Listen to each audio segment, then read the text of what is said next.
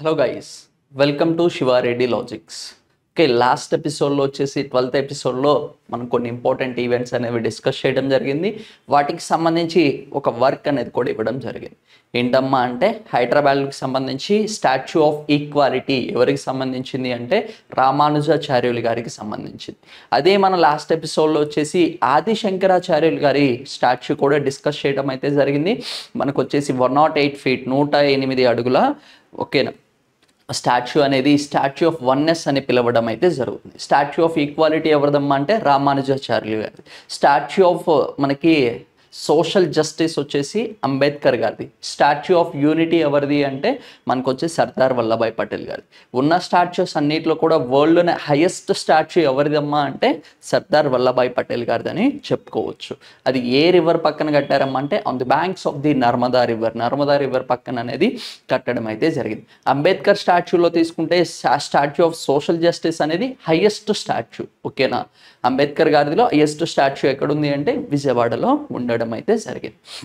Okay, today వచ్చేసి మనం 13th episode అనేది ఒకసారి డీల్ చేద్దామండి. ఈ 13th ఎపిసోడ్లో మనం ఫస్ట్గా తీసుకుంటే ఆగస్ట్ మంత్లో ఏవైతే ఇంపార్టెంట్ డేస్ అనేవి ఉన్నాయో అవి కూడా డిస్కస్ చేశాక కొంచెం ఇంపార్టెంట్ కంటెంట్ అనేది ఒకసారి చూద్దామండి. Days are very very important. We can expect one question directly from the days.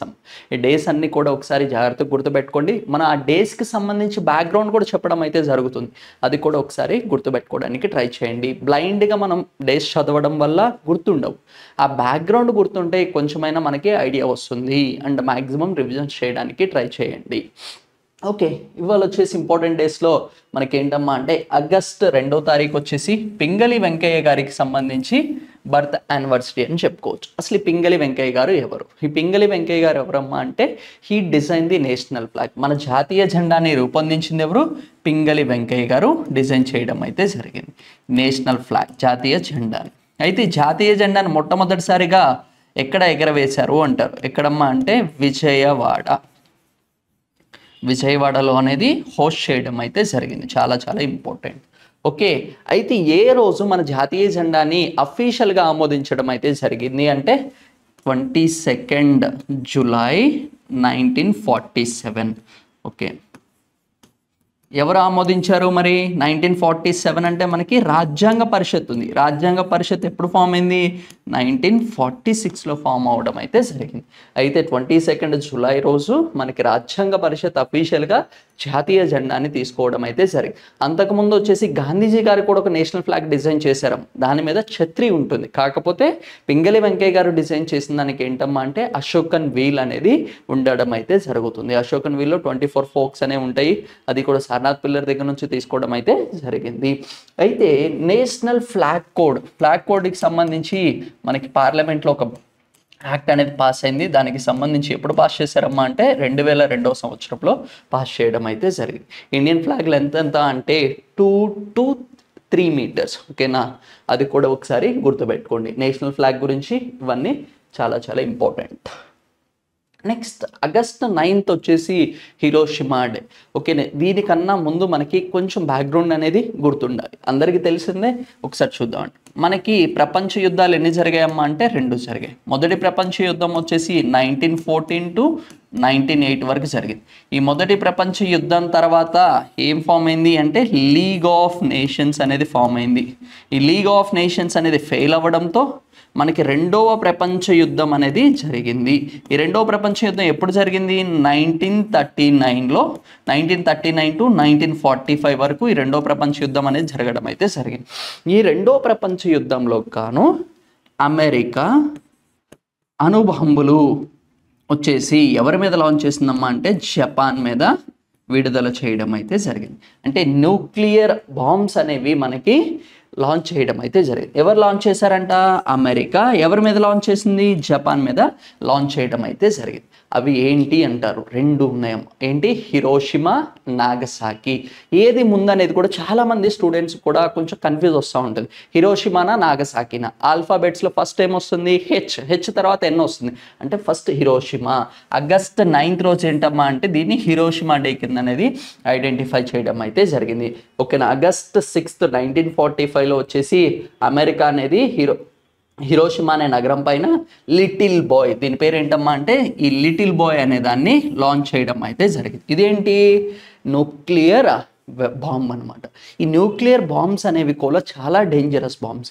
ఇవన్నీ కూడా ఏ రియాక్షన్ మీద డిపెండ్ అవుతాయమ్మా అంటే న్యూక్లియర్ ఫ్యూజన్ రియాక్షన్ మీద డిపెండ్ అయ్యి ఇది అనేది బ్లాస్ట్ అనేది క్రియేట్ చేయడం అయితే జరుగుతుంది. చాలా మేజర్ డ్యామేజ్ అని కూడా చెప్పుకోవచ్చమ్మా. ఓకేనా, అయితే జపాన్ అనేది చాలా లాస్ అయిపోయింది ఈ హిరోషిమా వల్ల. ఓకే, దాన్ని హిరోషిమా డే కింద అనేది గుర్తించడం అయితే జరిగింది.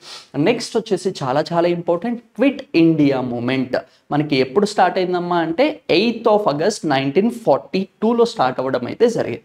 క్విట్ ఇండియా అంటే ఇండియాని వదిలేసేయండి.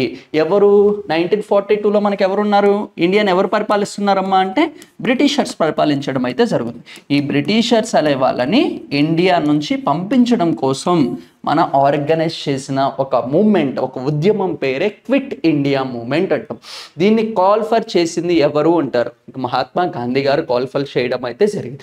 ఈ మహాత్మా గాంధీ గారు క్విట్ ఇండియా మూమెంట్లో మనకి డూ ఆర్ డై, ఓకేనా, డూ ఆర్ డై అనే స్లోగన్ కూడా ఎక్కడి నుంచి ఏ ఉద్యమంలో ఇచ్చారమ్మా అంటే గాంధీజీ గారు అంటే క్విట్ ఇండియా మూమెంట్లోనే తీసుకొని రావడం అయితే జరిగింది. మనకి జై జవాన్ జై కిసాన్ ఎప్పుడైనా సరే అవి వచ్చినా కానీ లేదు, ఎలాంటి మార్కో ఫిరంగో అంటాం, అది ఎప్పుడమ్మా అంటే సిపాయిల తిరుగుబాటులో తీసుకొని రావడం అయితే జరిగింది. అలాంటివి మనకి చాలా చాలా ఇంపార్టెంట్.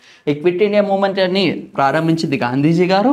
అయితే ఇందులో ఏంటమ్మా అంటే మెహరల్లీ గారు వచ్చేసి సైమన్ గో బ్యాక్ అంటే సైమన్ కమిషన్ని క్యాన్సిల్ చేయాలి, రద్దు చేయాలి, మీరందరూ కూడా బ్యాక్ వెళ్ళాలి అని పిలిపించింది కూడా ఎవరమ్మా అంటే మెహరల్లీ గారు పిలిపివ్వడం అయితే జరిగింది. ఓకే, క్విట్ ఇండియా ఉద్యమాన్ని కూడా రూపొందించింది అంటే డిజైన్ చేసింది కూడా ఎవరు అంటే మెహరల్లీ గారు అని కూడా చెప్పుకోవచ్చు. ఓకేనా, దీనికి సంబంధించి ఏంటమ్మా అంటే చాలా చాలా ఇంపార్టెంట్, అరుణ ఆసఫ్ అలీ గారు అయితే ముంబైలో వచ్చేసి గ్వాలియర్ ట్యాంక్ మీద భారతదేశ జెండాని కూడా ఎగరేయటం అయితే జరుగుతుంది.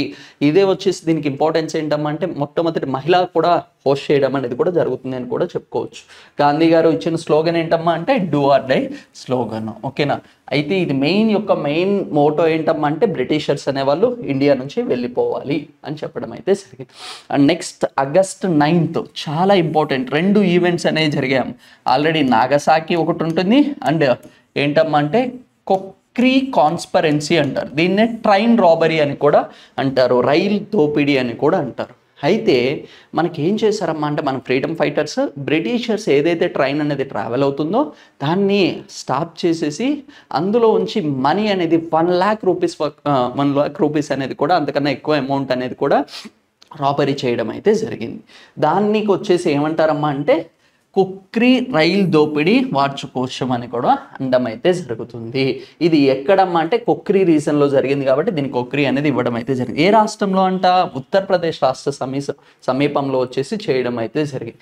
ఈ రాబరీ చేసింది ఎవరు, హిందుస్థాన్ రిపబ్లిక్ అసోసియేషన్ వాళ్ళు చేయడం అయితే జరిగింది. ఇది ఎందుకు ఇంపార్టెంట్ అంటే మనకి ఇప్పుడు ఏ ఇయర్లో ఉన్నాం మనం 2024లో ఉన్నాం, నెక్స్ట్ ఇయర్ వచ్చేసి 2025. ఓకేనా, అది ఏ ఇయర్లో జరిగింది 1925లో జరిగింది. అంటే నెక్స్ట్ ఇయర్ కానీ ఎన్ని ఇయర్స్ వస్తున్నాయి, 100 years యానివర్సరీ అనేది రావడం అయితే జరుగుతుంది. ఇలాంటివి మనం చాలా చాలా జాగ్రత్తగా గుర్తుపెట్టుకోవాలి. ఓకే, మినిమం వచ్చేసి ఆ ట్రైన్ స్టాప్ చేసేసి మనకేంటమ్మా అంటే ఓకే ఎంత నగదు మొత్తం దొంగతనం చేయబడింది, ఓకే 1 లక్ష రూపాయల వరకు కూడా దొంగతనం చేయడం అయితే జరిగింది. దానికి సంబంధించి కొంతమంది హత్య చేశారు. ఇందులో తీసుకుంటే ఏంటమ్మా అంటే మెయిన్ లీడర్ ఎవరంటే ఓకేనా రామ్ బిస్మిల్ గారు వచ్చేసి మెయిన్ లీడర్. ఆయనకు కూడా ఏంటమ్మా అంటే ఉరిశిక్ష అనేది విధించడం అయితే జరిగింది. ఎవరమ్మా అంటే బ్రిటిషర్స్ అనే వాళ్ళు ఉరిశిక్ష అనేది విధించారు. ఇది కూడా చాలా చాలా ఇంపార్టెంట్. నెక్స్ట్ అదే August 9th రోజు ఏంటమ్మా అంటే నాగసాకి డే. ఓకేనా, మన 2 బాంబ్స్ అని చెప్పుకున్నాం కదా, ఒకటేంటి హిరోషిమా August 6th రోజు లాంచ్ చేశారు, ఇంకోటి ఎప్పుడు August 9th రోజు అమెరికా అనేది 2వ బాంబుని లాంచ్ చేయడం అయితే జరిగింది. దీన్ని ఏమంటున్నారు ఫ్యాట్ మ్యాన్, అదేంటి లిటిల్ బాయ్, ఇది వచ్చేసి ఫ్యాట్ మ్యాన్. ఓకే, ఇది నాగసాకి డే కింద ఐడెంటిఫై చేయడం అయితే జరిగింది. నెక్స్ట్ ఏంటమ్మా అంటే August 10th వచ్చేసి మనకి వరల్డ్ లయన్స్ డే కింద అనేది ఐడెంటిఫై చేయడం అయితే జరిగింది. ఓకేనా, దీన్నే ఏమంటారమ్మా అంటే ప్రపంచ సింహాల దినోత్సవం అనే దాన్ని కూడా అబ్జర్వ్ చేయడం అయితే జరిగింది. 2013వ సంవత్సరానికి గాను ఏం చేశారమ్మా అంటే దీన్ని మొట్టమొదటిసారిగా ఐడెంటిఫై చేయడం అయితే జరిగింది. ఈ లయన్స్లో తీసుకుంటే వాటి యొక్క సైంటిఫిక్ నేమ్ ఏంటమ్మా అంటే ప్యాంథెరా లియో. ఏంటి ప్యాంథెరా లియో అనేదాన్ని సైంటిఫిక్ నేమ్. ఆల్రెడీ మనకి టైగర్స్ రిజర్వ్స్ డిస్కస్ చేసాం. టైగర్ రిజర్వ్స్ వచ్చేసి టైగర్ కన్జర్వేషన్ ఎప్పుడు స్టార్ట్ అయిందమ్మా అంటే 1973లో స్టార్ట్ అయింది. 2023 సంవత్సరానికి గాను 50 సంవత్సరాలు కంప్లీట్ చేసుకుంది. దానికి సంబంధించి ప్రైమ్ మినిస్టర్ మోడీ గారు వచ్చేసి ఇంటర్నేషనల్ బిగ్ క్యాట్స్ అలయన్స్ అనే దాన్ని కూడా తీసుకొని రావడం అయితే జరిగింది. అవి మనం ప్రీవియస్ క్లాసెస్లో మనం డిస్కస్ చేయడం అయితే జరిగింది. ఒకసారి ఎవరైనా చూడకపోతే ఒకసారి వాచ్ చేయడానికి ట్రై చేయండి. నెక్స్ట్ చాలా చాలా ఇంపార్టెంట్ ఏంటమ్మా అంటే August 10th ప్రపంచ జీవ ఇంధనం దినోత్సవం. దీన్నే వరల్డ్ బయోఫ్యూయల్స్ డే కింద అనేది అబ్జర్వ్ చేయడం అయితే జరిగింది. లాస్ట్ ఎపిసోడ్లోనే మనము ఏంటమ్మంటే గ్లోబల్ బయో గ్యాస్ అలయన్స్ అనేది కూడా ఒకటి డిస్కస్ చేసాం. ఎప్పుడు ఈ G20 సమ్మిట్ జరుగుతున్నప్పుడే ఇది అనేది లాంచ్ చేయడం అయితే జరిగింది అని కూడా మనం డిస్కస్ చేసాం. ఈ బయోగ్యాసెస్ అనేవి బయోఫ్యూయల్స్ అనేవి ఏంటమ్మా అంటే మెయిన్గా ఫుడ్ ప్రొడక్ట్స్ నుంచి తీసుకోవడం అయితే జరుగుతుంది. మెయిన్గా తీసుకుంటే ఈ ఫుడ్ ప్రొడక్ట్స్ వేస్టేజ్ వల్ల అనేది ఈ బయోగ్యాసెస్ కానీ బయోఫ్యూయల్స్ కానీ ఇవన్నీ కూడా జనరేట్ చేయడం అయితే జరుగుతుంది. అది కూడా ఒకసారి గుర్తుపెట్టుకోండి. డే అనేది కొంచెం గుర్తుపెట్టుకోవడానికి ట్రై చేయండి. నెక్స్ట్ వచ్చేసి August 12th ఏంటమ్మా అంటే ప్రపంచ యువజన దినోత్సవం, అంటే వరల్డ్ యూత్ డే అని కూడా ఇంటర్నేషనల్ యూత్ డే అనేది సెలబ్రేట్ చేసుకోవడం అయితే జరుగుతుంది. అయితే మనకి ఈ డే వచ్చినప్పుడు మీకు వెంటనే మైండ్లోకి రావాల్సింది ఏంటమ్మా అంటే national youth day. National youth day. ఈ నేషనల్ యూత్ డే ఎప్పుడు సెలబ్రేట్ చేసుకుంటారమ్మా అంటే January 12th. ఎవరి బర్త్డే? స్వామి వివేకానంద గారి బర్త్డేని మనం నేషనల్ యూత్ డే కింద సెలబ్రేట్ చేసుకుంటాం. ఇంటర్నేషనల్ యూత్ డే ఇప్పుడు August 12th అనేదాన్ని సెలబ్రేట్ చేసుకోవడం అయితే జరుగుతుంది. యూత్ అనే వాళ్ళు ఒక దేశానికి చాలా చాలా ఇంపార్టెంట్ రోల్ అని కూడా చెప్పుకోవచ్చు. Youth we call it as a backbone for the every country. ఎందుకంటే యూత్ అనే వాళ్ళు వర్కింగ్ క్యాపిటల్ అనేది ఎక్కువ ఉంటుంది, అంటే వర్క్ చేసే వాళ్ళు చాలా ఎక్కువ ఉంటారు. దానివల్ల కంట్రీ యొక్క జీడిపి అనేది పెరుగుతుంది. కంట్రీ అనేది డెవలప్ అవ్వడానికి youth plays an important role అని కూడా చెప్పుకోవచ్చు. నెక్స్ట్ August 12th ఏంటమ్మా అంటే వరల్డ్ ఎలిఫెంట్స్ డే కింద అనేది సెలబ్రేట్ చేసుకోవడం అయితే జరుగుతుంది. ఈ ఎలిఫెంట్స్ సంబంధించి ఒక డే అనేది ఐడెంటిఫై చేసినప్పుడు అమ్మా అంటే August 12th. ఇలాంటి డేస్ ఉన్నప్పుడు కొంచెం క్రిటికల్గా అడగడానికి ఈ డేస్ అనేది అడుగుతూ ఉంటారు. ఇది కూడా ఒకసారి చూడండి. నెక్స్ట్ August 15th అందరికీ తెలిసిందే. It is called it as an independence day. ఓకేనా, అంటే మనకి స్వతంత్రం వచ్చిన రోజు. అయితే ఈ స్వతంత్రం అంటే ఆ రోజు మనకి ఇండియా ఎలా ఫామ్ అయిందమ్మా అంటే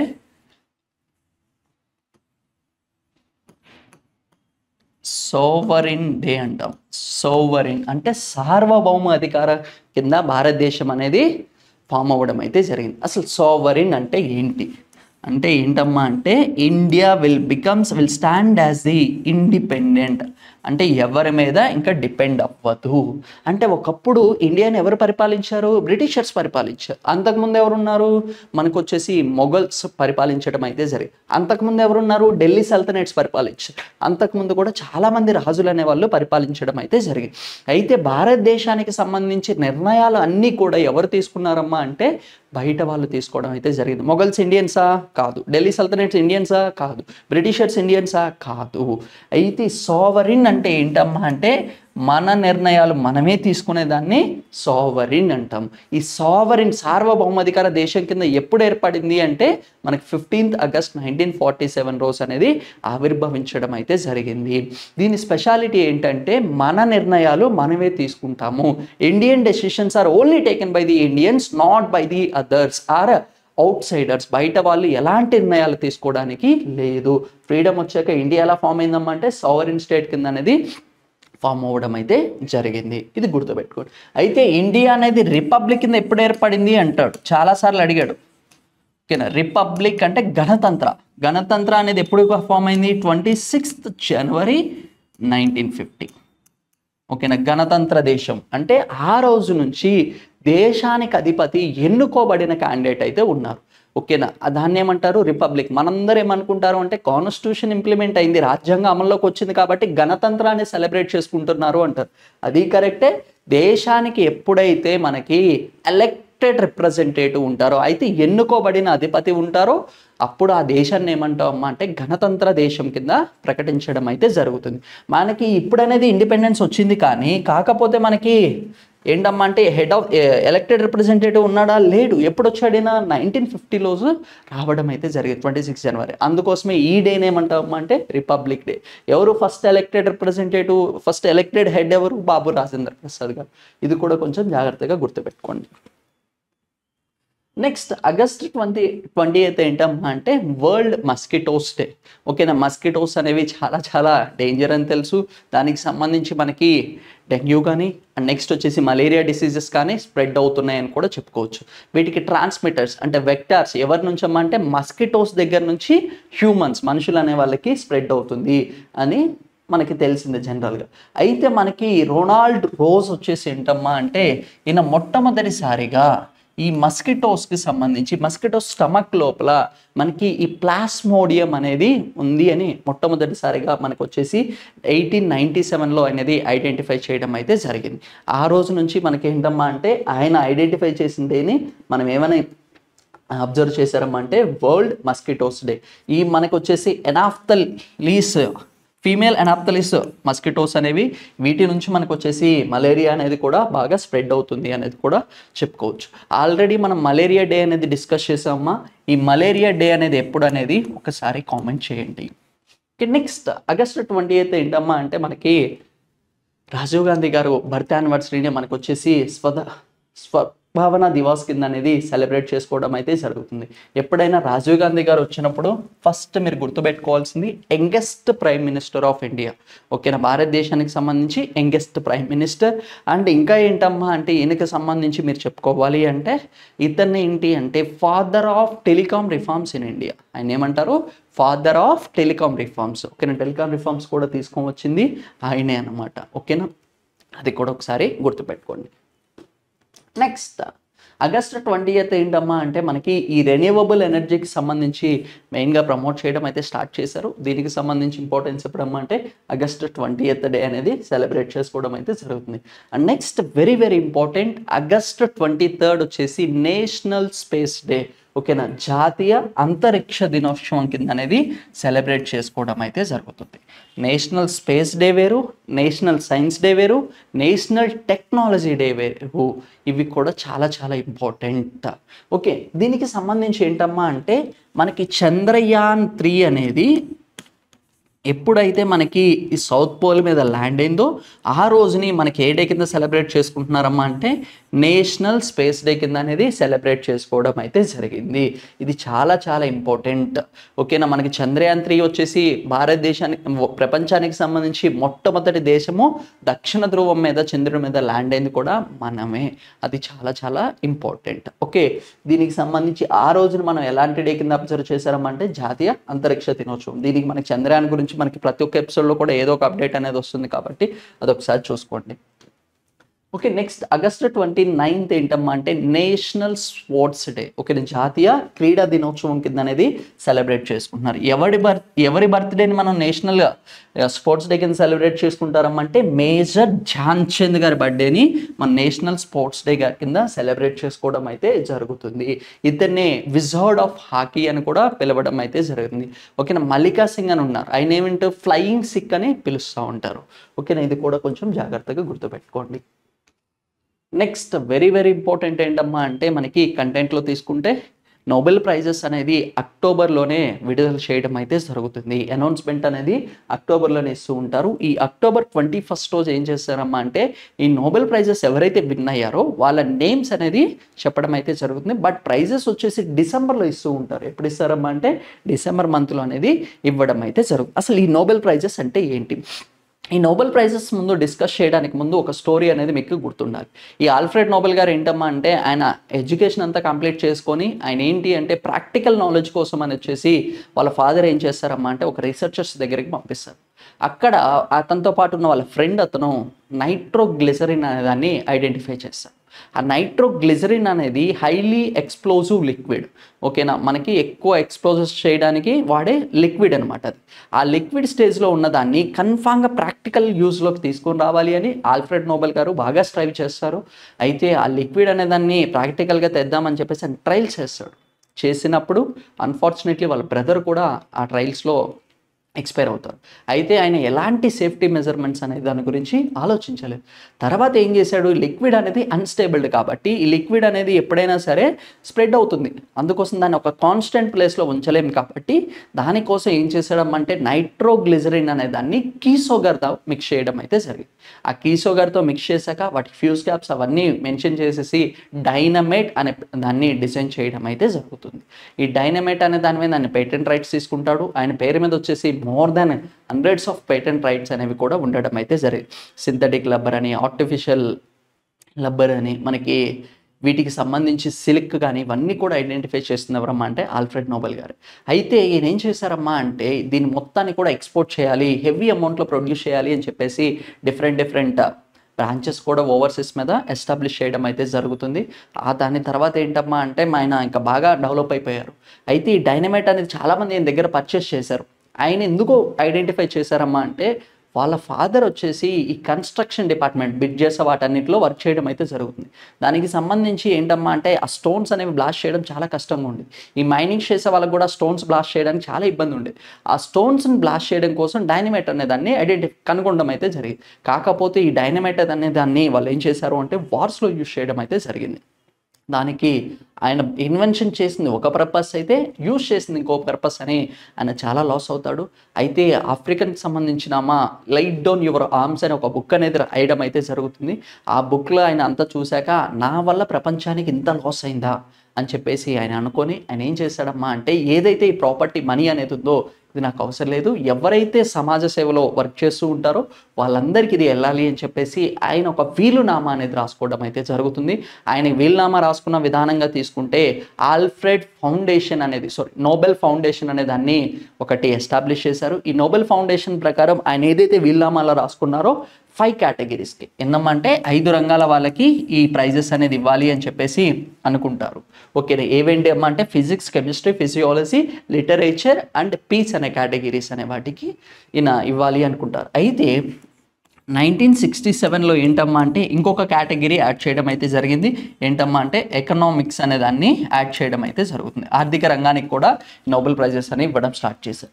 ఓకేనా, 1968లో వచ్చేసి ఫస్ట్ టైం వచ్చేసి ఎకనామిక్స్ కేటగిరీ కింద ఈ నోబెల్ ప్రైజ్ అనేది ఇవ్వడం స్టార్ట్ చేయడం అయితే జరుగుతుంది. ఓకేనా, అయితే ఒరిజినల్గా నోబెల్ ప్రైజెస్ ఎన్ని కేటగిరీస్కి ఇచ్చేవాళ్ళు? 5 కేటగిరీస్కి. ఇప్పుడు ఎన్ని కేటగిరీస్కి ఇస్తున్నారమ్మా అంటే 6 కేటగిరీస్కి ఇవ్వడం అయితే జరుగుతుంది. ఇందులో ఈ పీస్ ప్రైజ్ ఏదైతే శాంతి బహుమతి అనేది ఉందో ఇది మనుషులకి ఇస్తారు, అంటే ఇండివిజువల్స్కి ఇస్తారు. ఎట్ ద సేమ్ టైం వచ్చేసి ఏంటమ్మా అంటే మనకి ఆర్గనైజేషన్ సంస్థలకు కూడా ఇస్తూ ఉంటారు ఈ ప్రైజెస్ అనేది. ఎప్పటిదాకా 27 సంస్థలకు వచ్చేసి నోబెల్ ప్రైజ్ అనేది అందించడం అయితే జరుగుతుంది. ఓకేనా, దీని మీద ఒక స్టాటిక్ ఇన్ఫర్మేషన్ అనేది గుర్తుపెట్టుకోండి. దీనికి సంబంధించి మళ్ళీ ఇంకొక వీడియో చేద్దామంటే ఎక్స్పెషల్గా మనకి ఈ నోబెల్ ప్రైజెస్ సంబంధించిందే. ఓకే, దీని యొక్క నోబెల్ ప్రైజెస్ అనేది ఏ దేశానికి చెందినవి అని కూడా క్వశ్చన్ చేయొచ్చు. ఇవి ఏ దేశానికి చెందినవి అమ్మా అంటే స్వీడన్ దేశానికి చెందినవి. అదంతా ఒకసారి వీలునామా ఒకసారి చూడండి.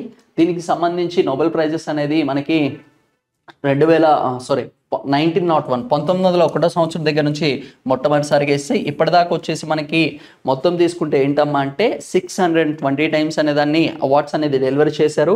మోర్ దాన్ 1000 మెంబర్స్కి రావడం అయితే జరిగింది. 27 సంస్థలకు కూడా ఆర్గనైజేషన్స్కి ఈ ప్రైజెస్ అనేవి తీసుకోవడం అయితే జరిగింది. మీరు అందరికీ తెలిసిందే ఏంటమ్మా అంటే పీస్ ప్రైజ్ అనేది యూసఫ్ మలాలా గారికి ఏంటమ్మా అంటే పాకిస్తానీ ఆమెకు చెందిన ఆమెకి యంగెస్ట్ అంటే అతి తక్కువ ఏజ్లో వచ్చేసి నోబెల్ ప్రైజ్ అనేది అందుకోవడం అయితే జరిగింది. ఎన్ని సంవత్సరాలకమ్మా అంటే at the age of 17 years.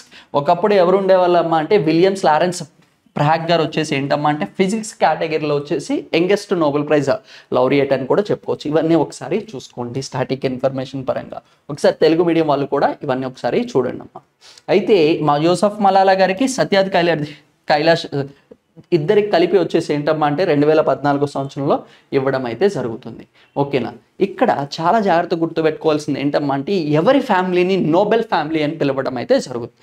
ఎందుకంటే వాళ్ళ మదర్కి వచ్చింది నోబెల్ ప్రైజ్, వాళ్ళ ఫాదర్కి వచ్చింది, వాళ్ళ డాటర్కి కూడా, వాళ్ళ కూతురికి కూడా ఈ నోబెల్ ప్రైజ్ రావడం అయితే జరిగింది. ఎవరి ఫ్యామిలీ అంటారు అంటే మేడం క్యూరీ ఫ్యామిలీని నోబెల్ ఫ్యామిలీ అనేది అనడం అయితే జరుగుతుంది. ఓకేనా. ఫిజిక్స్ అండ్ కెమిస్ట్రీలో రెండులో కూడా మనకి నోబెల్ ప్రైజ్ తీసుకుంది ఎవరమ్మా అంటే మేడం క్యూరీ గారు. ఇది కూడా ఒకసారి జాగ్రత్తగా గుర్తుపెట్టుకోండి. అందుకోసం మేడం క్యూరీ ఫ్యామిలీని నోబెల్ ఫ్యామిలీ కింద అనేది ఐడెంటిఫై చేయడం అయితే జరుగుతుంది. అయితే ఈ నోబెల్ ప్రైజెస్ అనేది పోస్ట్ థామస్లీ అంటే చనిపోయాక ఎవరికైనా ఇస్తారంటే ఇవ్వరు. చాలా జాగ్రత్తగా గుర్తుపెట్టుకోండి. పోస్ట్ థామస్లీగా అంటే చనిపోయాక ఎవరికి కూడా నోబెల్ ప్రైజెస్ అనేది ఇవ్వరు. ఎప్పుడైతే మనకి ఆగస్ట్ మంత్లో అనౌన్స్ చేశారో అప్పుడే అనౌన్స్ చేసినప్పుడు అతను బతికుంటే ఇస్తారు. ఆ అనౌన్స్ చేశాక ఇన్ కేస్ ఆయన చనిపోతే ఆ నోబెల్ ప్రైజెస్ ఇవ్వడానికి ఛాన్స్ అనేది ఉంటుంది. ఓకే, అది కూడా ఒకసారి క్లారిటీగా గుర్తుపెట్టుకోండి. ఓకేనా. 2023కి సంబంధించి ఎవరెవరికి ఏ కేటగిరీస్లో వచ్చింది అనేది ఒకసారి నేమ్స్ అనేవి కూడా ఒకసారి చూసుకోండి అమ్మా. ఓకేనా. ఇండియాకి సంబంధించి మనకి నోబెల్ ప్రైజెస్ అనే వాళ్ళు ఎంతమందికి వచ్చింది ఏంటి అనేది ఒకసారి చూద్దాం.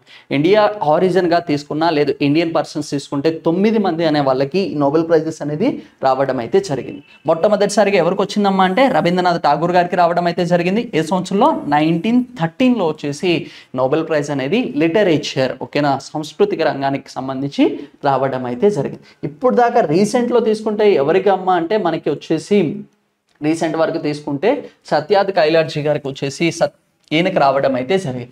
అభిజిత్ బెనర్జీ గారు ఇండియనే, కాకపోతే ఇప్పుడు ఏంటమ్మంటే అమెరికాలో ఉన్నారు. ఓకేనా. ఎకనామిక్స్ కేటగిరీలో ఫస్ట్ ఇండియన్ ఎవరమ్మా అంటే అమర్త్య సేన్ గారికి రావడం అయితే జరిగింది. ఎప్పుడు 1998. ఈ ప్రైజ్ ఎప్పటి నుంచి ఇస్తున్నారు 1968లో స్టార్ట్ చేశారు ఎకనామిక్స్ అనే కేటగిరీ. కాకపోతే ఇండియాకి ఎప్పుడు వచ్చింది 1998లో రావడం అయితే జరిగింది. అయితే ఫిజిక్స్ కేటగిరీలో మొట్టమొదటిసారిగా దీన్ని నోబెల్ ప్రైజ్ అందుకుంది ఎవరమ్మా అంటే మనకు వచ్చేసి ఎవరు అంటే సివి రామన్ గారికి అయితే రావడం అయితే జరిగింది. ఫిజిక్స్ కేటగిరీలో ఎవరికమ్మా అంటే సివి రామన్ గారికి. మదర్ తెరీసా గారికి కూడా ఇండియన్ సైడ్ నుంచి నోబెల్ ప్రైజ్ అనేది రావడం అయితే జరిగింది. వాళ్ళ నేమ్స్ అనేవి ఒకసారి గుర్తుపెట్టుకోండి అమ్మా ఇవన్నీ కూడా. ఓకేనా. నెక్స్ట్ చాలా చాలా ఇంపార్టెంట్ కంటెంట్లోకి వెళ్తే మనకి ఏంటమ్మంటే అక్టోబర్ మంత్ మనం డీల్ చేయడం అయితే జరుగుతుంది. అయితే ఇజ్రాయిల్ అనేది హమాస్ మీద యుద్ధం అనేది ప్రకటించడం అయితే జరిగింది. ఈ యుద్ధాన్ని ప్రకటించడం వల్ల ఏంటమ్మా అంటే ఒకేసారి మనకి ఓకేనా కంటిన్యూషన్కి వచ్చేసి 5000 మిసైల్స్ అనే వాటిని కూడా ఒకేసారి హమాస్ మీద అనేది లాంచ్ చేయడం అయితే జరుగుతుంది. విత్ ఇన్ స్పాన్ ఆఫ్ 24 minutesలో అనేది లాంచ్ చేశారు. దానికి సంబంధించి ఆపరేషన్ తుఫాన్ అల్ అల్స్కా అనే దాన్ని ఇజ్రాయిల్ అనేది డిజైన్ చేయడం అయితే జరిగింది. ఇది ఏంటమ్మా అంటే హమాస్ మీద దాడికి దీనికి వీళ్ళిచ్చిన ఆపరేషన్ అనమాట. ఇది కూడా చాలా చాలా ఇంపార్టెంట్. ఓకేనా. ఆపరేషన్ తుఫాన్ అల్ అల్స్కా అనే దాన్ని ఏంటమ్మా అంటే హమాస్ మీద వచ్చేసి కేవలం 20 minutesలోనే 5000 రాకెట్లు అనే వాటిని ఫైర్ చేయడం అయితే జరుగుతుంది. ఇది ఒకసారి గుర్తుపెట్టుకోండి. ఇలాంటివి వచ్చినప్పుడు మనకి ఇండియన్ కన్సర్న్ మీద కూడా ఆలోచించండి. ఎవరైతే ఇండియన్స్ అనే వాళ్ళు ఉన్నారో వాళ్ళందరినీ సేఫ్గా ఇండియాకి తీసుకొని రావడం కోసం భారతదేశం చేపట్టిన ఆపరేషన్ పేరేంటి అంటే ఆపరేషన్ అజయ్. ఆపరేషన్ అజయ్ అంటే ఈ యుద్ధం కారణంగా మనకి ఇండియన్స్ అనే వాళ్ళు అక్కడ ఆ దేశాల్లో ఉంటారు కదా వాళ్ళందరినీ సేఫ్గా ఇండియాకి తీసుకొని రావడం కోసం భారతదేశం చేపట్టిన ఆపరేషన్ ఏంటి ఆపరేషన్ అజయ్. ఇది కూడా చాలా చాలా ఇంపార్టెంట్. ఓకేనా. అండ్ నెక్స్ట్ వచ్చేసి ఇండియాకి సంబంధించి జాతీయ నేషనల్ టర్మరిక్ బోర్డ్ ఓకేనా జాతీయ పసుపు బోర్డు అనే దాన్ని కూడా ఏర్పాటు చేయడం అయితే జరిగింది. ఓకేనా. ఇది ప్రైమ్ మినిస్టర్ గారు అనౌన్స్ చేయడం అయితే జరిగింది. దీన్ని ఎక్కడ ఎస్టాబ్లిష్ చేశారమ్మంటే తెలంగాణ రాష్ట్రంలో ఎస్టాబ్లిష్ చేయడం అయితే జరుగుతుంది. టర్మరిక్ మనందరికీ తెలిసిందే ఏంటమ్మంటే యాంటీ ఆక్సిడెంట్ కింద కూడా పనిచేస్తూ ఉంటుంది. ఓకేనా. దీనికి సంబంధించి ఏంటమ్మా అంటే India is the largest producer and consumer of the turmeric. ఎక్కువ ఉత్పత్తి చేసేది మనమే, ఎక్కువ కన్జ్యూమ్ చేసుకునేది కూడా మనమే అనేది కూడా చెప్పుకోవచ్చు. వినియోగించే వాళ్ళలో కూడా మనమే ఉన్నాము. అయితే పసుపు ఉత్పత్తిలో భారతదేశం వాటా ఎంతమ్మా అంటే 75%. ఓకేనా. ఎంత ప్రొడ్యూస్ చేస్తున్నాం అంటే 75% అనేది టర్మరిక్ అనేది భారతదేశమే ప్రొడ్యూస్ చేయడం అయితే జరుగుతుంది. ఈ ఎగుమతులకు కానీ తీసుకుంటే భారతదేశం ఒక టార్గెట్ అనేది పెట్టుకుంది పసుపుకు సంబంధించి 2030 సంవత్సరానికల్లా $1 billion ఆఫ్ ఈ పసుపు అనే దాన్ని ఎక్స్పోర్ట్ చేయాలి అని కూడా ఒక టార్గెట్ అనేది పెట్టుకోవడం అయితే జరిగింది. ఓకేనా. ఇది కూడా చాలా చాలా ఇంపార్టెంట్. ఓకేనా. పసుపు ఎగుమతులకు సంబంధించి 2030 సంవత్సరం కల్లా ఎంత ఎక్స్పోర్ట్ చేయాలి 1 బిలియన్కి సంబంధించి అంతా కూడా ఎక్స్పోర్ట్ చేయాలి అని ఒక టార్గెట్ అనేది తీసుకోవడం అయితే జరిగింది. ఇండియాకి సంబంధించి స్మార్ట్ సిటీస్ సంబంధించి అవార్డ్స్ అనేవి కూడా పబ్లిష్ చేస్తూ ఉన్నారు.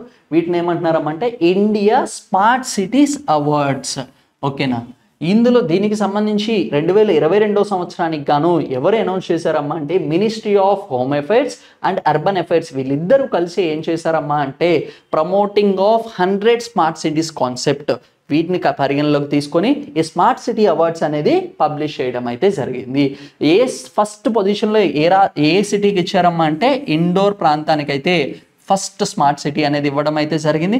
సెకండ్ పొజిషన్లో వచ్చేసి సూరత్కి ఇవ్వడం అయితే జరిగింది. అండ్ థర్డ్ స్మార్ట్ సిటీ ఏంటమ్మా అంటే మనకి ఆగ్రాకి అనేది ఇవ్వడం అయితే జరిగింది. చాలా చాలా important. Okay, smart cities Indore అనంగంలోనే మీకు ఫస్ట్ గుర్తు రావాల్సింది ఏంటమ్మా అంటే స్వచ్ఛ స్వరేక్షణ్ అవార్డ్స్లో తీసుకుంటే కంటిన్యూషన్గా 7 టైమ్స్ అనేది టాప్ పొజిషన్లో ఉంది. ఓకేనా. ఈసారి వచ్చేసి ఇండోర్ అండ్ సూరత్కి కలిపి అవార్డు అనేది ఇవ్వడం అయితే జరిగింది. అది కూడా చాలా జాగ్రత్తగా గుర్తుపెట్టుకోండి. అయితే మనకి రాష్ట్రాల వైజ్లో తీసుకుంటే ఈ స్మార్ట్ సిటీ కాన్సెప్ట్ని ప్రమోట్ చేసేది రాష్ట్రాల్లో తీసుకుంటే ఫస్ట్ పొజిషన్లో మధ్యప్రదేశ్ ఉంది. అండ్ సెకండ్ పొజిషన్లో వచ్చేసి తమిళనాడు రాష్ట్రం అయితే ఉంది. అండ్ థర్డ్ పొజిషన్లో వచ్చేసి రాజస్థాన్ అనేది ఉండడం అయితే జరిగింది. ఇండోర్ ఏ రాష్ట్రానికి సంబంధించింది అంటే మధ్యప్రదేశ్. ఇది సింపుల్ గుర్తుపెట్టుకోండి. సెకండ్ తమిళనాడు అండ్ థర్డ్ వచ్చేసి రాజస్థాన్ అనేది ఉండడం అయితే జరిగింది. అయితే కేంద్ర పాలిత ప్రాంతాల్లో తీసుకుంటే ఫస్ట్ వచ్చేసి చండీగఢ్కి అయితే ఇవ్వడం అయితే జరిగింది. ఓకే, వీటికి సంబంధించి ఒక స్టాటిక్ ఇన్ఫర్మేషన్ కూడా గుర్తుపెట్టుకోండి. ఎప్పుడైనా సరే ఇండియాకి సంబంధించి అవార్డ్స్ ఇష్యూ చేసినప్పుడు దానికి సంబంధించి ఏ మినిస్ట్రీ అనేది ఇష్యూ చేస్తున్నారు అనేది మనకి కొంచెం క్లారిటీ అనేది అవసరం. ఓకే, నెక్స్ట్ ఏంటమ్మా అంటే సింబెక్స్ అంటే ఇది ఎవరెవరికి సంబంధించింది అంటే సింగపూర్ అండ్ ఇండియాకి సంబంధించి బైలేటరల్ మ్యారిటైమ్ ఎక్సెస్. మ్యారిటైమ్ అంటే మీరు సింపుల్గా ఏం గుర్తుపెట్టుకోవాలి, ఇది ఎవరికి సంబంధించిందమ్మా అంటే నేవీకి సంబంధించింది. Okay, SIMBEX. ఓకే, ఇది దీనికి సంబంధించి ఏంటమ్మా అంటే ఈ రెండు దేశాల నౌకాదళాలు పరస్పరంగా ఏదైనా ఎక్సైజ్లు కానీ ఏవైనా లక్ష్యాలు పెట్టుకొని వీళ్ళు ఒక ఎక్సైజ్ అనేది కూడా ప్రాక్టీస్ చేస్తూ ఉంటారు.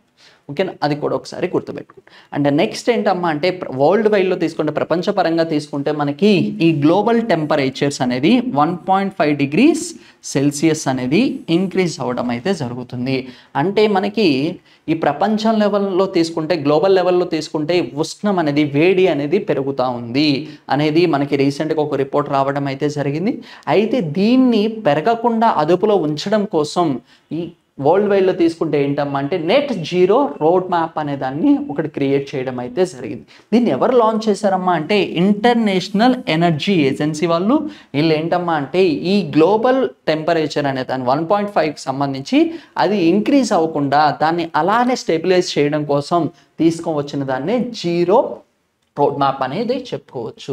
ఇదేంటమ్మా అంటే గ్లోబల్ వార్మింగ్. ఓకేనా, గ్లోబల్ వార్మింగ్ అంటే ఏంటి, ఈ గ్లోబల్ లెవెల్లో మనకి గ్లోబల్ లెవెల్లో టెంపరేచర్స్ అనేది పెరగకుండా ఉండడం కోసమే తీసుకువచ్చారు. ఈ గ్లోబల్ వార్మింగ్ అంటే టెంపరేచర్స్ అంటే ప్రపంచం మొత్తంలో తీసుకుంటే ఈ టెంపరేచర్స్ పెరుగుతున్నాయి.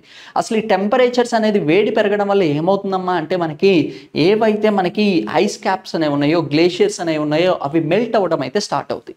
ఈ మెల్ట్ అవ్వడం వల్ల ఏంటి సార్ మనకి ఫ్రెష్ వాటర్ వస్తుంది కదా అనుకుంటారు చాలామంది.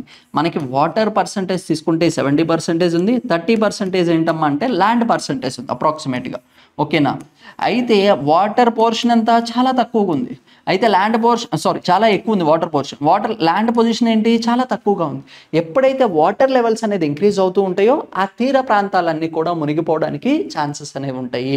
అందుకోసం గ్లోబల్ వార్మింగ్ అనే దాన్ని తగ్గించాలి అని చెప్పేసి తీసుకోవడం అయితే జరిగింది.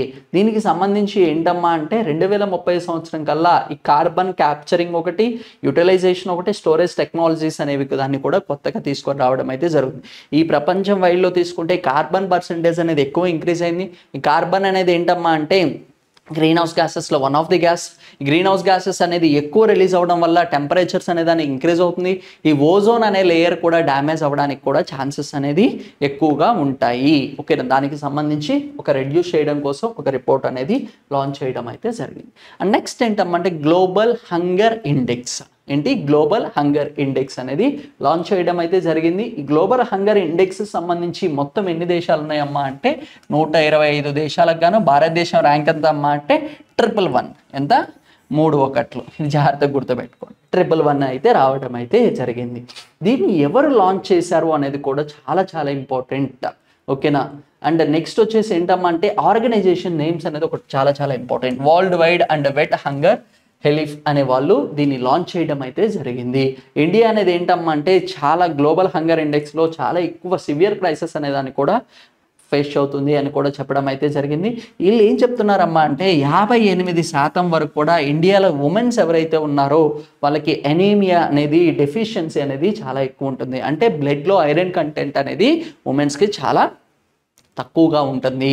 అందుకోసం మనకి ఇప్పుడు రీసెంట్గా గవర్నమెంట్ కూడా పోషన్ అనే స్కీమ్ నుంచి ఎవరైతే ప్రెగ్నెంట్ ఉమెన్స్ ఉంటారో వాళ్ళకి ఐరన్ టాబ్లెట్స్ అని ఇవన్నీ కూడా పబ్లిష్ చేస్తూ ఉంది. ఎందుకంటే ఎనేమియా అనేది ప్రెగ్నెన్సీ టైంలో వచ్చే కామన్ డెఫిషియన్సీ అని కూడా చెప్పుకోవచ్చు. ఓకేనా, అది కూడా ఒకసారి జాగ్రత్తగా చూసుకోండి. నెక్స్ట్ ఏంటమ్మా అంటే శ్రేష్ఠ అనేది ఏంటమ్మా అంటే ఒక స్కీమ్ అనమాట. ఇదేంటి సెంట్రల్ స్పాన్సర్డ్ స్కీమ్, అంటే కేంద్ర ప్రభుత్వం తీసుకొని వచ్చిన ఒక స్కీమ్ అని చెప్పుకోవచ్చు. ఎవరి కోసం అమ్మా అంటే శ్రేష్ఠ అనేది ఎవరైతే 9th class to 12th class అనేది చదువుతూ ఉంటారో ఎవరంట ఎస్సీ స్టూడెంట్స్ అనేవాళ్ళు వాళ్ళకి క్వాలిటీ ఆఫ్ ఎడ్యుకేషన్ అనేది ఇవ్వడం కోసం గవర్నమెంట్ ఆఫ్ ఇండియా తీసుకొని వచ్చిన ఒక స్కీమ్ ఏంటమ్మా అంటే శ్రేష్ఠ. దాని పేరేంటి శ్రేష్ఠ అనే స్కీమ్ అనేది తీసుకొని రావడం అయితే జరిగింది. ఎవరి కోసం ఇది రెసిడెన్షియల్ ఎడ్యుకేషనల్ స్టూడెంట్స్ ఎవరైతే హాస్టల్స్లో ఉంటారో ఎస్సీ స్టూడెంట్స్ వాళ్ళకి సంబంధించి ఒక స్కీమ్ అనేది తీసుకొని రావడం అయితే జరిగింది. దీన్ని ఎవరు లాంచ్ చేశారు అంటే ministry of social justice and empowerment. ఓకేనా, సామాజిక న్యాయము సాధికారత మినిస్ట్రీకి సంబంధించి వీళ్ళు లాంచ్ చేయడం అయితే జరిగింది. ఎవరైతే పూర్ ఎస్సీ స్టూడెంట్స్ అనేవి ఉంటారో వాళ్ళకి సంబంధించి ఈ స్కీమ్ అనమాట. ఓకేనా, ఇది కూడా ఒకసారి ఒక జిస్ట్గా అనేది గుర్తుపెట్టుకోండి. ఎందుకంటే స్కీమ్స్ అనేవి ఎడ్యుకేషన్కి సంబంధించి చాలా చాలా ఇంపార్టెంట్. అంతకుముందు మహల్యా మిషన్ అనేది ఒక డిస్కస్ చేస్తాం, అది ఎవరికి టీచర్స్కి సంబంధించి. శ్రేష్ఠ అనేది ఎస్సీ స్టూడెంట్స్కి సంబంధించింది, ఇది కూడా గుర్తుపెట్టుకోండి. నెక్స్ట్ ఏంటమ్మా అంటే హిక్కీ పిక్కీ ట్రైబ్ అనేది ఒక ట్రైబ్ అనే దాన్ని యునెస్కో అనేది వాళ్ళు మాట్లాడే లాంగ్వేజ్ ఏంటమ్మా అంటే వగ్రిహి. ఈ వగ్రిహి లాంగ్వేజ్ అనేది ఏంటమ్మా అంటే ఎండేంజర్ లాంగ్వేజ్ కింద అనేది గుర్తించడం అయితే జరిగింది. అంటే యునెస్కో దాంట్లో తీసుకుంటే యునెస్కోకి సంబంధించి అంతరించిపోతున్న భాషల్లో వగ్రిహి అనేది ఒక భాష అనేది ఈ యునెస్కో అనేది గుర్తించడం అయితే జరిగింది. ఇది ఎవరికి సంబంధించిందమ్మా అంటే హంకీ పింకీ ఈ ట్రైబ్కి సంబంధించింది. వీళ్ళు ఏంటి అంటే సెమీ నొమాడిక్ అంటున్నారు. సెమీ నొమాడిక్ అంటే నొమాడిక్ అంటే సంచారం చేసేవాళ్ళు, అంటే ఒక ప్రాంతంలో ఉండరు, వాళ్ళు ఒక్కొక్క ప్రాంతం నుంచి మారుతూ ఉంటారు. సింపుల్గా చెప్పాలంటే అది మనోళ్ళు. వీళ్ళు కూడా ఏంటంటే ఒక ప్రాంతం నుంచి ఇంకొక ప్రాంతానికి మారుతూ ఉంటారు. అందుకోసం వీళ్ళు సెమీ నొమాడిక్ అంటే పాక్షిక సంచారం చేస్తూ ఉంటారు అని కూడా చెప్పడం అయితే జరుగుతుంది. వీళ్ళని ఏమనే వాళ్ళమ్మా అంటే బర్డ్ క్యాచర్స్ అంటే పక్షులు పట్టే వాళ్ళు కానీ కూడా పిలవడం అయితే జరుగుతుంది. వీళ్ళని ఏమనే వాళ్ళంటే బర్డ్ క్యాచర్స్ అనేది కూడా పిలుస్తూ ఉంటారు అని కూడా అంటున్నారు. ఓకేనా, ఇది కూడా చాలా చాలా ఇంపార్టెంట్ అమ్మా, అది గుర్తుపెట్టుకోండి. అండ్ నెక్స్ట్ వీళ్ళు ఏ రాష్ట్రానికి సంబంధించిన వాళ్ళు అనేది కూడా చాలా చాలా ఇంపార్టెంట్. వీళ్ళు కర్ణాటక రాష్ట్రానికి సంబంధించిన వాళ్ళు. ఓకే, ఇవన్నీ కూడా ఒకసారి నామినల్గా గుర్తుపెట్టుకోండి. ఎప్పుడైనా ఒక ట్రైబ్ అనేది న్యూస్లో ఉంటే అది చాలా చాలా ఇంపార్టెంట్. అండ్ వాళ్ళకి సంబంధించి ఏమైనా ఫెస్టివల్స్ ఏమైనా ఉన్నా కానీ అవి కూడా మనకి చాలా చాలా ఇంపార్టెంట్ రోల్ అనేది ప్లే చేస్తూ ఉంటాయి. నెక్స్ట్ వచ్చేసి R21 ఆర్ మ్యాట్రిక్స్ M అనేది ఏంటమ్మా అంటే మలేరియా వ్యాధికి సంబంధించి వ్యాక్సిన్. ఏంటిది సెకండ్ వ్యాక్సిన్. అయితే ఫస్ట్ వ్యాక్సిన్ ఏంటి అనేది ఒకసారి కామెంట్ చేయండి. మలేరియాకి సంబంధించి ఫస్ట్ వ్యాక్సిన్. ఈ సెకండ్ వ్యాక్సిన్ అనే దాన్ని అఫీషియల్గా లాంచ్ చేయడం అయితే జరిగింది. ఎవరో డిజైన్ చేశారు, దీన్ని డెవలప్ చేశారు అంటే junior institute at Oxford university and serum institute of India. వీళ్ళిద్దరూ కలిసి ఓకేనా R21 అనే వ్యాక్సిన్ని డిజైన్ చేయడం అయితే జరిగింది. ఇది ఏ వ్యాధికి సంబంధించిందంట? మలేరియా వ్యాధికి సంబంధించింది. అయితే భారతదేశం అనేది మలేరియా ఫ్రీ కింద ప్రకటించిందా వరల్డ్ హెల్త్ ఆర్గనైజేషన్ అనేది? ఇప్పటిదాకా ప్రకటించలేదు. ఇది కూడా చాలా చాలా ఇంపార్టెంట్. ఆల్రెడీ మనం డిస్కస్ చేసాం. ఐ థింక్ మన స్టార్టింగ్ సెక్షన్స్లో కూడా ఇవి డిస్కస్ చేయడం అయితే జరిగిందమ్మా. చూసుకోండి ఒకసారి జాగ్రత్తగా. ఓకేనా, ఇది ఏంటమ్మా అంటే cost efficiency, high efficiency and safe clinical trial. అంటే దీని ఖర్చు కూడా తగ్గించవచ్చు అంట. అంటే ఎఫిషియెంట్గా అంటే మలేరియా వ్యాధి మీద కూడా దీని ప్రభావం అనేది కూడా ఎక్కువగా చూపిస్తుంది అనేది కూడా చెప్పుకోవచ్చు. ఆల్రెడీ చెప్పాము ఇది వెక్టర్ బౌండ్ డిసీజ్, అంటే మస్కిటోస్ నుంచి మనకు అనేది స్ప్రెడ్ అవుతుంది. ఇది ఏ డిసీజ్ అని చెప్పాము? ప్లాస్మోడియం అనే దాని నుంచి ఆ కేటగిరీకి చెందిన దాన్ని కూడా డిస్కస్ చేయడం అయితే జరిగింది. అండ్ నెక్స్ట్ వచ్చేసి చాలా చాలా ఇంపార్టెంట్ ఏంటమ్మా అంటే బర్త్ యానివర్సరీ. ఓకేనా, ఎవరికి సంబంధించింది? వీరంగన రాణి దుర్గావతి. ఓకేనా, వీరంగనే రాణి దుర్గావతికి సంబంధించి 500 years బర్త్ యానివర్సరీ అనేది సెలబ్రేట్ చేసుకోవడం అయితే జరిగింది. చాలా చాలా ఇంపార్టెంట్. ఇది వచ్చేసి ఎప్పుడైనా 100 కానీ 200 కానీ 300 కానీ 500 కానీ ఇలాంటివి వచ్చినప్పుడు చాలా చాలా ఇంపార్టెంట్. కొక్రీ ట్రైన్ కాన్స్పరెన్సీ ఇయర్కి వచ్చేసి ఎన్నోది 100 బర్త్ యానివర్సరీ అని చెప్పుకోవచ్చు. ప్యాకమ్ సత్యాగ్రహ వచ్చేసి టెంపుల్ ఎంట్రీ మూమెంట్ అంట, అది కూడా 100 years అనేది కంప్లీట్ చేసుకుంది. అలా ఏవైతే న్యూస్లో ఉంటాయో అవి చాలా చాలా ఇంపార్టెంట్ అమ్మ. ఓకేనా, దీని వచ్చేసి ఎక్కడికి ఏ ప్రాంతానికి చెందిన వాళ్ళమ్మ అంటే యూపీ అనే ప్రాంతానికి చెందిన వాళ్ళు. ఓకేనా, ఏ వంశానికి చెందిన వాళ్ళమ్మ అంటే చందోల్ అనే దానికి చెందిన వాళ్ళు. ఇలా ట్రైబ్ ఏంటంటమ్మా అంటే గోండు ట్రైబ్కి చెందిన అమ్మ. ఆల్రెడీ మనకి RRR మూవీలో కూడా చూపిస్తూ ఉంటారు గోండు జాతి అని చెప్పేసి. ఈ గోండు అనేది ఏంటి, మధ్య భారతదేశంలో ఎక్కువగా ఉండే ట్రైబ్ అనే దాన్ని కూడా చెప్పుకోవచ్చు. ఓకేనా, దానికి సంబంధించిన అమ్మ 50th anniversary అనేది సెలబ్రేట్ చేసుకోవడం అయితే జరిగింది. వీళ్ళు ఏంటమ్మా అంటే ట్రైబల్కి సంబంధించిన వాళ్ళు. ఈమె ఎవరికి కాంటెంపరీ? ఓకేనా, ఏమో సమకాలీగా ఎవరికి సంబంధించిన వాళ్ళమ్మా అంటే మెయిన్గా తీసుకుంటే అక్బర్కి సంబంధించి. అక్బర్ అనగంలోనే మీకు ఒకటి గుర్తుండాలి, ఏంటమ్మా అంటే మనకి భారతదేశ చరిత్రలో ఇద్దరికే ది గ్రేట్ టైటిల్ అనేది ఉంది. ఎవరికి? First Ashoka the great, next Akbar the great. Ashoka ఏ డైనాస్టీకి, ఏ వంశానికి చెందిన వాళ్ళు? మౌర్యన్ డైనాస్టీ. అక్బర్ ఏ వంశానికి చెందిన వాళ్ళు? మొఘల్ డైనాస్టీకి చెందిన వాళ్ళు. ఇద్దరు కూడా ఏతోనే స్టార్ట్ అవుతుంది, వాళ్ళ డైనాస్టీస్ కూడా ఇద్దరు పేర్లు ఎంతోనే స్టార్ట్ అవుతాయి, అవి కూడా గుర్తుపెట్టుకోండి. అయితే ఈ మొఘల్స్ అనే వాళ్ళు మొత్తం కూడా ఎక్స్పాండ్ చేస్తూ ఉన్నారు. ఓకేనా, వాళ్ళ పరిపాలన ప్రాంతాన్ని ఎక్స్పాండ్ చేసుకుంటున్నారు. అయితే అలా ఎక్స్పాండ్ చేసుకోకుండా అడ్డుపడింది ఎవరమ్మా అంటే మనకేమో చాలా చాలా ఇంపార్టెంట్. అది కూడా ఒకసారి జాగ్రత్తగా గుర్తుపెట్టుకోండి. Next it's a very very important. మనకి ఏంటమ్మా అంటే క్వశ్చన్ సెషన్స్. ఈ క్వశ్చన్స్లో కూడా కొన్ని మనం అవుట్ సైడ్ కూడా కొన్ని డిస్కస్ చేయడం అయితే జరిగింది. ఏవైతే ఫస్ట్ అనేవి వచ్చాయో అవి జాగ్రత్తగా గుర్తుపెట్టుకోండి. ఓకేనా, who inaugurated the IFFCO and Nano DPA liquid plant in Kalol, Gandhinagar, Gujarat. ఓకేనా, DPAకి సంబంధించి ఇదేంటమ్మంటే ఒక ఫర్టిలైజర్ అని చెప్పుకోవచ్చు. ఈ ఫర్టిలైజర్ అనేది ఎవరు ఇనాగ్రేట్ చేయడం అయితే జరిగింది అన్నారు. ఆల్రెడీ గోల్డ్ యూరియా అనే దాన్ని కూడా ఒకటి తీసుకువచ్చారు. గోల్డ్ యూరియా అంటే ఏంటి? సల్ఫర్ కోటెడ్ యూరియా అనేది చెప్పుకున్నాం. దీనికి సంబంధించి ఏంటి? DPA అనేది ఏంటమ్మంటే ఒక లిక్విడ్ ప్లాంట్ అనేది ఎవరు ఇనాగ్రేట్ చేశారు అంటున్నారు. ఎవరు ఇనాగ్రేట్ చేశారమ్మా అంటే union home minister Amit Shah గారు వచ్చేసి దీనికి స్టార్ట్ చేయడం అయితే జరిగింది. ఇది కూడా చాలా చాలా ఇంపార్టెంట్. ఓకేనా, who has been elected as a new prime minister of New Zealand. న్యూజిలాండ్కి సంబంధించి ఎవరు కొత్తగా ప్రధానమంత్రిగా నియమించారు అంటున్నారు. ఎవరమ్మా అంటే క్రిస్టోఫర్ లెక్సన్. ఎవరో క్రిస్టోఫర్ లెక్సన్ గారిని వచ్చేసి అపాయింట్ చేయడం అయితే జరిగింది. ఓకేనా, క్రిస్టోఫర్ లెక్సన్ గారు వచ్చేసి ఎట్ ప్రజెంట్ న్యూజిలాండ్కి ప్రధానమంత్రిగా ఉండడం అయితే జరుగుతుంది. Next, how often SIMBEX conducts అంటే ఎప్పుడు ఈ సింబెక్స్ అనేది జరుగుతుంది అంటున్నారు. ఇది బైలేటరల్ అంటే రెండు దేశాలకి సంబంధించి ప్రతి సంవత్సరానికి గాను Indian navy and Singapore navy వీళ్ళిద్దరు కలిసి కండక్ట్ చేసే విన్యాసాన్నే మనం ఏంటమ్మా అంటే సింబెక్స్ అనేది అండం అయితే జరుగుతుంది. ఏంటి? వార్షికంగా జరుగుతుంది.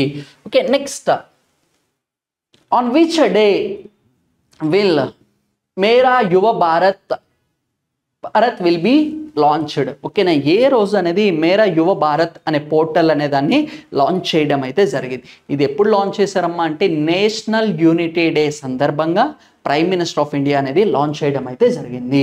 ఎప్పుడమ్మా అంటే రాష్ట్ర యూనిటీ డే, ఐక్యతా దివస్. దీన్నే ఒకవేళ ఇక్కడ నేషనల్ యూనిటీ డే లేకుండా ఒకసారి ఏమిస్తాడమ్మా అంటే రాష్ట్రీయ ఏకతా దివస్ అని కూడా ఇవ్వచ్చు.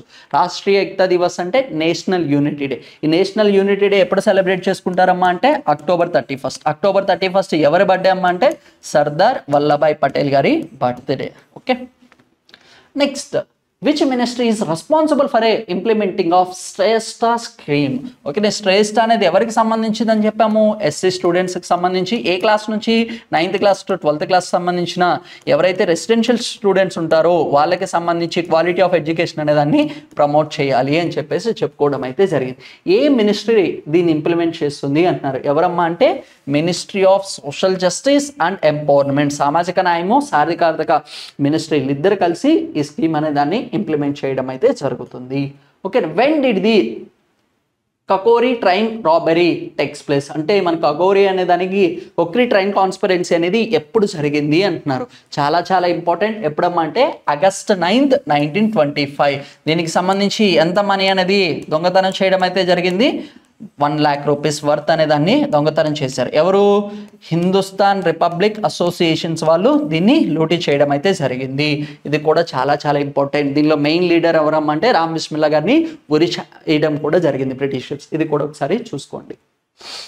ఓకేనా. Apart from the madam cure is, who else in our family one the Nobel prize. ఓకేనా. మేడం క్యూరీ గారికి సంబంధించి ఆమె కుటుంబంలో ఆమె కాకుండా ఇంకా ఎవరెవరికి ఈ నోబెల్ బహుమతి అనేది గెలుచుకున్నారు అంటున్నారు. ఇక్కడ చూడండి, our husband and madam Curie గారికి పెరియర్ క్యూరీ, ఆమె కుమార్తె అండ్ నెక్స్ట్ వచ్చేసి ఎవరంటే ఐరిస్ జూలియట్ క్యూరీ గారు, both our husband our daughter. And next వచ్చేసి ఏంటమ్మా అంటే or son in law or వేరే వాళ్ళు అనేది ఇవ్వడం అయితే జరిగింది. ఏంటమ్మా అంటే ఆమె భర్త మరియు కుమార్తె వీళ్ళిద్దరూ కూడా నోబెల్ ప్రైజెస్ అనేది తీసుకోవడం అయితే జరిగింది. అందుకోసం మేడం క్యూరీ గారి ఫ్యామిలీని నోబెల్ ఫ్యామిలీ అని కూడా పిలవడం అయితే జరుగుతుంది. మేడం క్యూరీ గారి ఇంపార్టెంట్ ఏంటి? ఫిజిక్స్ అండ్ కెమిస్ట్రీలో కూడా నోబెల్ ప్రైజ్ అనేది తీసుకోవడం అయితే జరిగింది. ఓకే. ఇండియాకి సంబంధించి మొట్టమొదటిసారిగా ఎవరు తీసుకున్నారు? రవీంద్రనాథ్ ఠాకూర్ గారికి రావడం అయితే జరిగింది. Okay. Next, who was the honored with the celebration of 50th anniversary recently. ఓకేనా. Sorry, 500th anniversary. ఎవరు 500th anniversary అనేది సెలబ్రేట్ చేసుకుంటున్నారు అంటున్నారు. ఆప్షన్స్ చూడమ్మా. రాణి లక్ష్మీబాయి ఒకళ్ళు, రాణి దుర్గావతి ఒకళ్ళు, రాణి పద్మిని ఒకళ్ళు, రాణి అహల్యాబాయి అని ఒకళ్ళు ఇచ్చారు. ఎవరమ్మా అంటే రాణి దుర్గావతి గారు వచ్చేసి 500th anniversary అనేది సెలబ్రేట్ చేసుకోవడం అయితే జరిగింది. ఈమె ఏ ట్రైబ్కి చెందిందమ్మా అంటే గోండు ట్రైబ్కి చెందింది. కాంటెంపరీగా ఎవరి కింద ఉన్నారు? అక్బర్ కింద కాంటెంపరీగా ఆ టైంలో అయితే ఈమె ఉండడం అయితే జరిగింది. ఓకేనా. ఏ డైనాసిటీ, ఏ వంశంకి చెందిన వాళ్ళమ్మ అంటే చందోల్ డైనాసిటీకి చెందిన అమ్మ. ఓకే. ఇది చాలా చాలా ఇంపార్టెంట్, ఒకసారి గుర్తుపెట్టుకోండి. Next, which city secured the top position in terms of the smart cities awards construct 2022. 2022కి సంబంధించి స్మార్ట్ సిటీకి సంబంధించి ఏ సిటీకి మొట్టమొదటి స్థానం అనేది రావడం అయితే జరిగింది అంటున్నారు. ఏ సిటీ? ఫస్ట్ వచ్చేసి ఏంటమ్మా అంటే ఇండోర్కి వచ్చేసి ఫస్ట్ పొజిషన్లో ఉంది. సెకండ్ వచ్చేసి ఎవరమ్మా అంటే సూరత్కి సెకండ్ రావడం అయితే జరిగింది. అండ్ థర్డ్ వచ్చేసి ఏంటమ్మా అంటే ఆగ్రా అనేది రావడం అయితే జరిగింది. ఈ యూనియన్ టెరిటరీస్, కేంద్ర పాలిత ప్రాంతాలకి సంబంధించి ఫస్ట్ పొజిషన్లో ఎవరున్నారు? చండీగఢ్కి రావడం అయితే జరిగింది. రాష్ట్రాల్లో తీసుకుంటే ఏ రాష్ట్రానికి ఫస్ట్ రావడం అయితే జరిగింది? మధ్యప్రదేశ్. సెకండ్ వచ్చేసి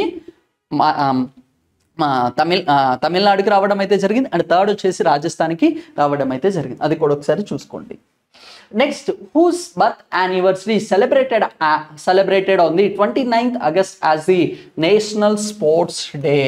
ఎవరి బర్త్డేని నేషనల్ స్పోర్ట్స్ డే కింద సెలబ్రేట్ చేసుకోవడం అయితే జరిగింది అంటున్నారు. ఎవరిదమ్మా అంటే మేజర్ ధ్యాన్ సింగ్ గారి బర్త్డేని మనం ఏం చేసుకుంటున్నామమ్మా అంటే నేషనల్ స్పోర్ట్స్ డే కింద డిక్లేర్ చేయడం అయితే జరిగింది.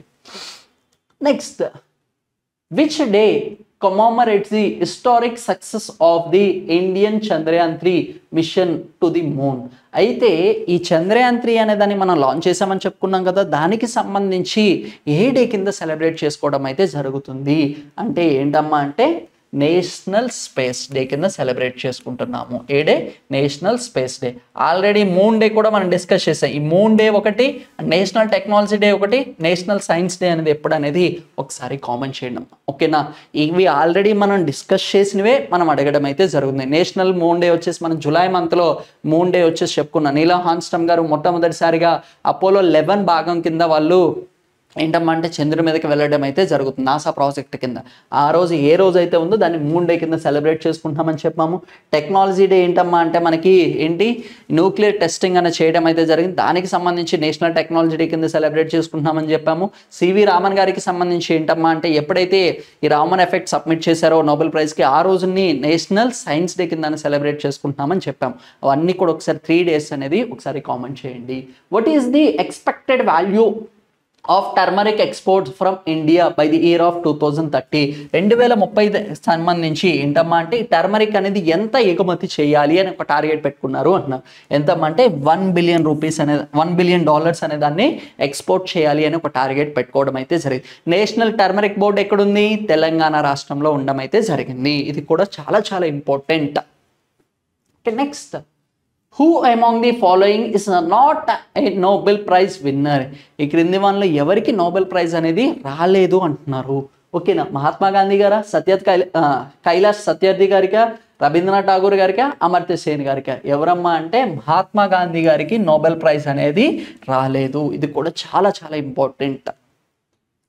Next, what is the second malaria vaccine recommended by the world health organization? World health organization recommend చేసిన వాటిలో సెకండ్ మలేరియా వ్యాక్సిన్ ఏంటి అంటున్నారు. ఏంటమ్మా అంటే R21 ఆర్ మ్యాట్రిక్స్ M. అది కూడా ఒకసారి గుర్తుపెట్టుకోండి. What is the encircled by the light blue ring in the new Indian air force engine? ఓకేనా, న్యూ ఇండియన్ ఎయిర్ ఫోర్స్ సంబంధించి మనకు ఒక లోగో అనేది ఉంటుంది. ఆ లోగోకి సంబంధించి ఏంటమ్మా అంటే ఎన్సైకిల్డ్ ఒక బ్లూ కలర్లో ఒక రింగ్ అనేది ఉంటుంది. అది ఎవరికి సంబంధించింది అంటున్నారు. ఏంటమ్మా, జాతీయ సింహమా, లేదంటే హిమాలయ డేగా, అశోక సింహమా, ఓకేనా, ఎయిర్ ఫోర్స్ క్రిస్టన్ సంబంధించింది, ఎయిర్ ఫోర్స్ సంబంధించి చెస్తా అంటున్నాడు. ఏంటమ్మా అంటే హిమాలయన్ డైగన్ సంబంధించింది. ఎప్పుడైనా సరే వాళ్ళ కొత్త లోగోస్ అనేవి డిజైన్ చేసినప్పుడు అవి చాలా చాలా ఇంపార్టెంట్. నేవీకి సంబంధించి వాళ్ళ లోగో అనేది అప్డేట్ చేసుకున్నారు. హాక్టాగోనల్ షేప్ అనేది తీసుకొని రావడం అయితే జరిగింది. అయితే ఎయిర్ ఫోర్స్ కూడా వాళ్ళకి రీసెంట్ కొత్త డిజైన్ అనేది తీసుకున్నారు. ఏంటమ్మా అంటే హిమాలయన్ డేగ్ అనేది కూడా తీసుకున్నారు. ఇవి నెక్స్ట్ ఎపిసోడ్లో నేను వాటి డయాగ్రామ్స్తో సహా క్లియర్గా ఒకసారి ఎక్స్ప్లెయిన్ చేస్తాను. Next, until when was the duration of the Prime Minister Swanidhi scheme is extended?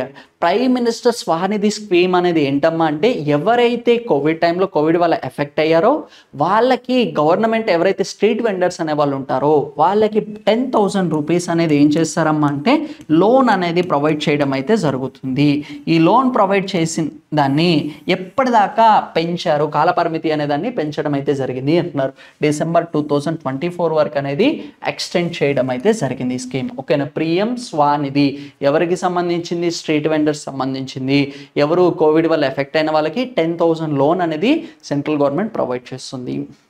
Next, what was the India's operation name? Evacuation of its citizens stranded in the Israel during the conflict. Israel వచ్చేసి ఏంటమ్మా అంటే Hamas మీద యుద్ధం ప్రకటించడం అయితే జరిగింది. దానికి సంబంధించి ఇండియన్ గవర్నమెంట్ అక్కడ ఎవరైతే భారతదేశ పౌరులు ఉంటారో వాళ్ళు సేఫ్గా ఇండియాకి తీసుకుని రావడం చేపట్టిన ఆపరేషన్ ఏంటి అంటున్నారు.